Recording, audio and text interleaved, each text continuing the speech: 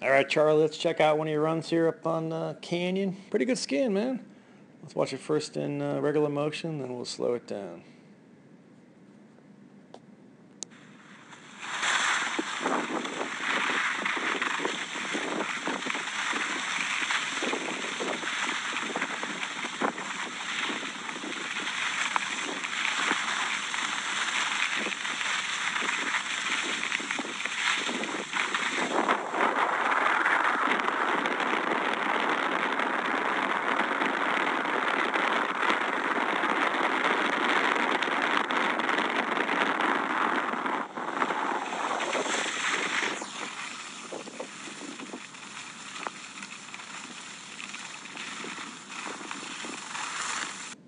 All right, let's check it out here a little slower.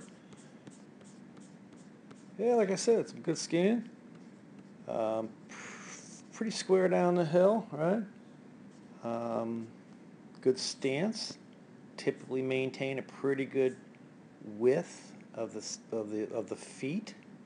Skis generally pretty parallel. A couple times a little divergence like that. You can see, one ski going this way, one going that way, but overall, pretty consistent parallel position.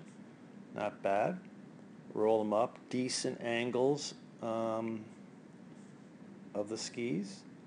Um, I'd say one thing that would really help you is to really keep those hands up and out in front the whole time. You tend to drop them. You'll come through, bring your hands up when you rise up, and then roll them over and drop those hands to your sides. A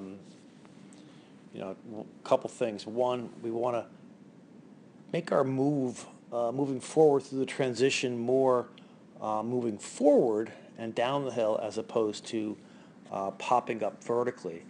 You tend to I like that one there. That one's better. You can see your orientation is more down the hill. We're looking to have the skis cross under us as we cross over and move down the hill.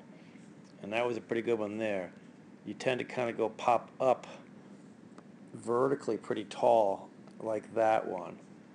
Um, but really the poles or the hand, if you get the hands out in front, it'll allow you to get that pole plant done a little bit earlier. We really want to plant or have a pole touch really right at the end of the turn, like right there. It's going to help us get off that old downhill ski onto the new one, get recentered and rebalanced. You should be pole planting right then, but it goes boom, boom, boom, and finally there, and it's late. Um, if you pole plant it earlier, you'd be able to get to the new ski, meaning transferring your weight to the new outside ski, which should be currently your uphill ski, and you can pressure it earlier. You really don't have pressure until, kind of fall line and below fall line.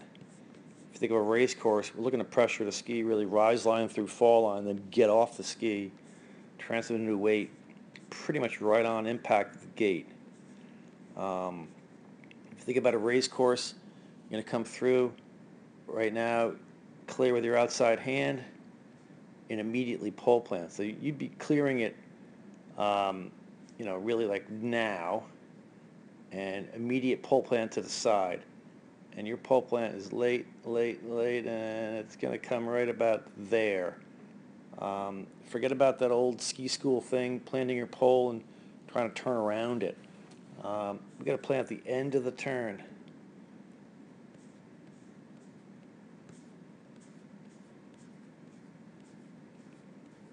But some pretty good skiing. Pretty square down the hill. We like that. We do have movement. We want the movement to be more down the hill and forward. You produce decent angles of the shins. You got parallel shafts of the shins. Clearly using your knees and ankles, it's good. But if we got those hands, kept them up, you can see they're going to drop here. You've got elbows at your sides. And then you're going to raise them up to pole plant. And then you're going to drop them again to your sides. Keep them out in front. And keep them out in front. You'll be in the front of the boot more. Um, one other thing, you know, on occasion it looks like you get a little bit too much of a lead change.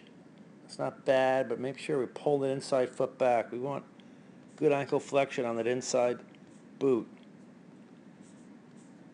It looks like now and again you get, too big of a lead change there. That's a little bit too big. All right, we want maybe a half a boot length at most, because you can see the ankle flexion on the outside ski. Not bad. This one is here. We want to be matching. Everything should match up.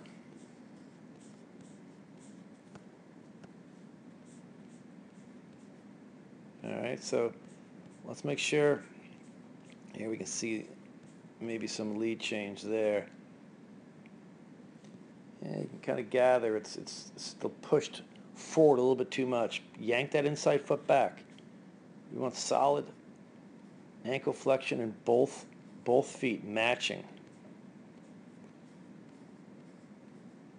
But overall, some good skiing. Like we said, we want to make sure we keep those hands out in front the whole time, so you can pole plant sooner. Think about it at the end of the turn. Don't pole plant, try to turn around it.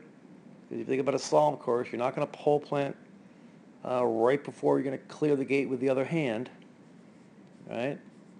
So, pole plant a little bit sooner, end of the turn. Keep those hands up. Make sure we have your movement going forward and down the hill instead of popping up vertically. And pull back that inside foot. On occasion, you get too big of a lead change. But overall, some good skiing.